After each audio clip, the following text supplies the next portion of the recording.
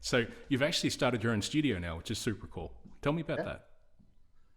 Go ahead, Slothy. Okay.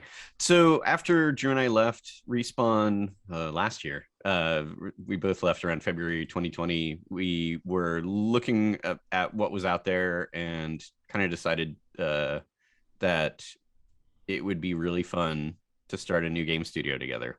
And so we started it. We announced it last year. It's called Gravity Well. And we've spent, 16 months working on pitch and talking to potential partners and trying to get it all lined up so we can actually get started soon.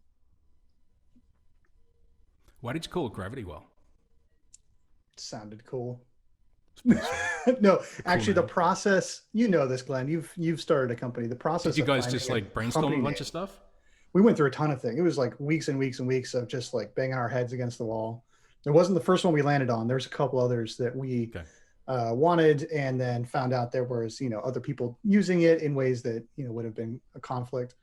But no, Gravity Well was an interesting idea because it has meaning to us beyond just being a cool sounding thing that everyone has some association to. Also, it's not taken by any other company, game company, so that was really helpful. But we kind of like one of our goals is to make the best place to work and make games the way that we've learned how to make them over the last 15, 20 years. And so we look at it as like we want to suck in all the best people who Yeah. work the way we do, believe the things that we believe, and want to make games the way we want to make them, and have them have this just high concentration of talented folks that have no reason to leave. Like our whole goal is to make a studio that is for the team, because that's where the games come from. So it has a little behind the scenes meeting for us about the purpose of the whole point of making the studio. And you're a fully remote studio, right? For the time being, we are fully remote. We are in the process of looking for an office Cool. somewhere around LA where we're at. Yeah. We already have some remote folks lined up that will not be coming to LA ever, or living here at least. I could say personally, I've really, it's a horrible situation, obviously, but like, for me at least, I've really enjoyed the remote work. And I've found a lot of people that we work with remote. It's not the barrier it used to be. Yeah, the parts that we really miss are like someone saying, "Hey, come over to my desk, grab the controller, like tell me what Yeah. you think about what I've got." And that's the part that you lose when you do remote. Um, and remote is we found remote is really great for when you just want to get stuff done and be left alone. Um, and you miss out on that, like, "Hey, I had this idea. What do you think about it?" Or "Come try this thing," or "What do you think about this?" And one thing that's funny is we've found that after an awful lot of time that people have been living at home, our initial team have been really eager to see each other in person, and so that's really the driver for finding an office. Is it's really clear that of the initial people we're hiring, they're really gung ho to come back into an office because they miss human contact. But we don't have any requirements for people coming to work even if they live locally.